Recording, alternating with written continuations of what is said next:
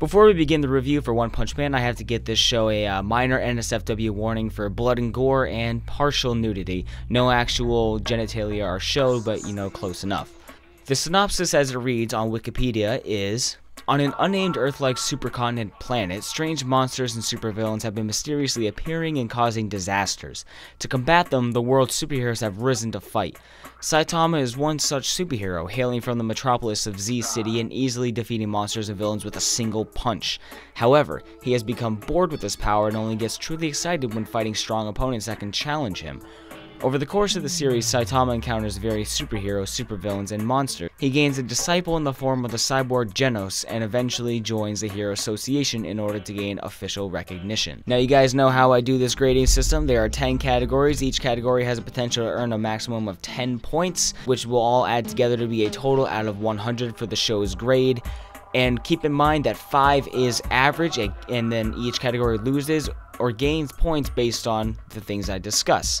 So remember, 5 is average. Number 1, plot and story. I like the idea of having a league of competing superheroes, always facing new and powerful monsters and rising to the challenge. The idea of heroes being essentially graded and ranked up based on their performance in the field makes for an interesting plot device, especially when these ranks are much more meaningful to a character who doesn't really have to worry about proving anything. But seeing as he always goes uncredited and ultimately unappreciated, it just drives the comedy behind Saitama and the Heroes Association. There aren't really any big scary villains that are an overarching threat to our hero. A lot of the story is just him being way too powerful of a character who is looking for a decent fight and never getting it. Not so engrossing on a drama standpoint, but still super fun to watch and appreciate for its simplicity, although there is the underlying mystery of just how he got this powerful. I give it such a high score because I feel the show is unique and, although lacks an overall arc, keeps you interested. I give it an 8 out of 10. Number 2, characters.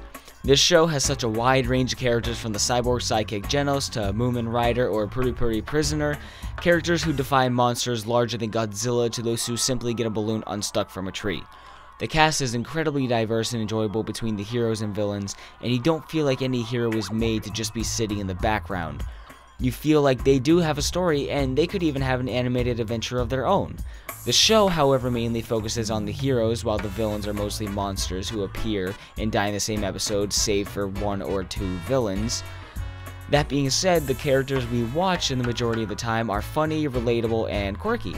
No matter what they're doing, even something as mundane as Saitama trying to kill that mosquito, you are invested because the characters themselves draw you in with their style, presence, and dedication. I give the characters in the show another 8 out of 10. Number 3, art and animation.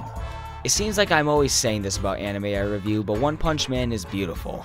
The art style ranges from amazingly simple to outstandingly detailed. The lines, colors, backgrounds, and expressions are expertly done. Each scene is inspiring, drawn with love, and makes you want to pause the show to examine the cityscape, shadows, and pouring rain. Not to mention just the design of some of the monsters, it's just plain awesome. I give the art animation, you ready? A solid 10 out of 10. Number 4, voice acting. I watched this show on Netflix with the Japanese dub, so I can't speak for the English voice actors, and like always, the Japanese cast nails their characters. I can't think of anyone who was wrongly voiced or even got too annoying. Even Tsumaki, who somewhat reminded me of Nonon from Kill la Kill, in the way that she's a bit eccentric and whiny and kind of bratty. The difference is when Nonon was whining, her voice was childish, shrill, and annoying, and that really isn't the case here. It's not too bad.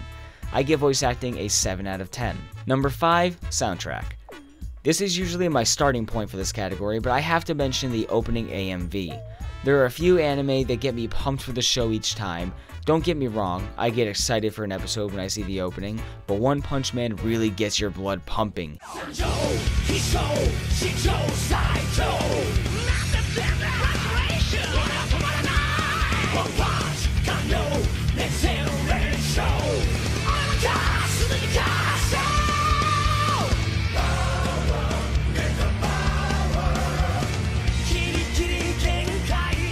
I would watch this show while walking on the treadmill, and every time the opening started, I would crank the treadmill up to run, and I would run along with the intro because it just gets you wanting to move. It just drives home that headbanger, crowd metal, even a little bit of like sort of Viking feel to it. It gives you the goosebumps, and the rest of the music in the show just matches that pace and is always appropriate for the scene that it's featured in, even more sullen moments. I give the soundtrack an 8 out of 10. Number 6, character style. If we're talking about Saitama alone, well, the score would be extremely low. His outfit and appearance are extremely bland, but that's the point. Most of the heroes and villains we watch in anime are decked out in badass gear and are rocking crazy hairdos, makeup, distinguishing features, horns, tails, whatever. But Saitama is bald, has the plain face, and is honestly your everyday average how to draw anime template. But that's the point. He is the strongest of all, but he is just a simple dude. As for the rest of the characters, their style makes up for his. Nearly every character is really unique in their own way, and you can immediately determine what kind of person or monster they are based on appearance. Even though Saitama's bland, he only loses 1 point in this category because everyone else is so personalized.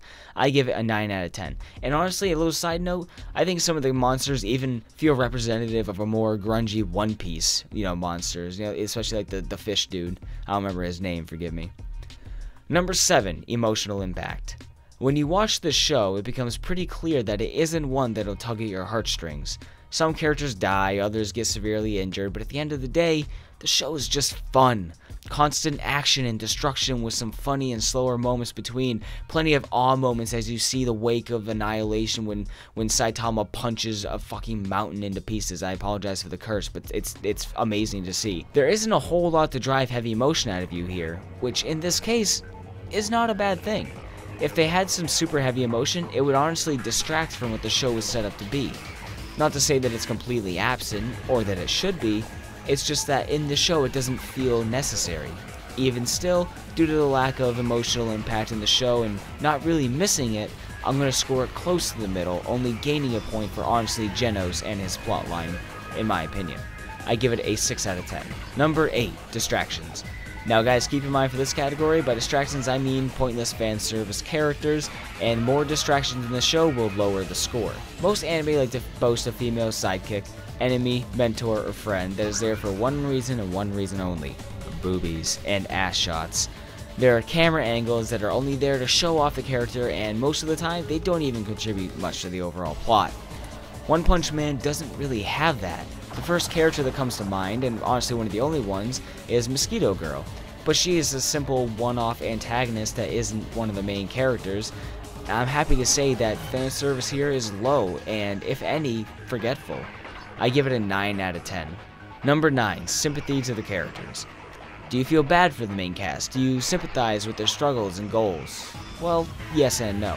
With Saitama, you know he is the strongest out there. He can do the job, he gets it done with extreme efficiency, but he is always getting the shaft. Never claiming credit or having someone else steal it or having the public call you a faker. You do feel bad for him, but at the same time, you see just how little this stuff affects him and how little the fame overall matters. He does want the recognition, but that comes second or even third to his primary goals. There are times when he stresses over it, but in the end, he just wants to fight someone who can take more than one punch. There are a few other side characters who make appearances that you feel sorry for, but to me they feel like camera cutaway and side plots that didn't really matter much, such as Moomin Rider. He seems like he's always there.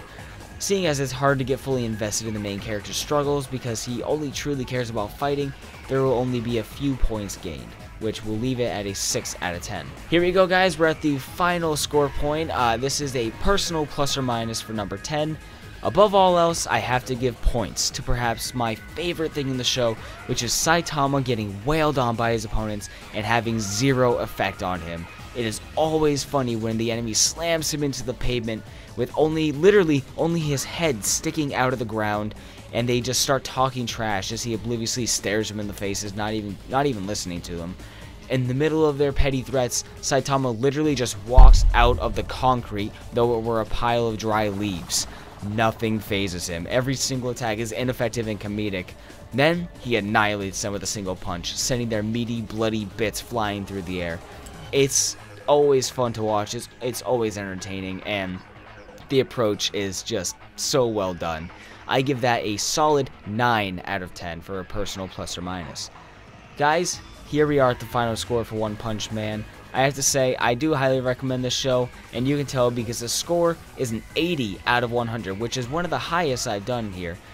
Now keep in mind, again, remember, 5 is average. If this was a plain average show, it would be a 50 out of 100, which wouldn't mean bad or good. 5 is in the middle, so an 80 out of 100 is 30 positive points towards the show, which I think is pretty good. So guys, I would highly recommend you go watch it on Netflix. Get yourself ready because it's definitely a wild ride. Thank you guys so much for watching. If you enjoyed, please leave a like and check out my other anime reviews. Thank you guys so much for watching, and subscribe for more. I'll see you in the next one. Later.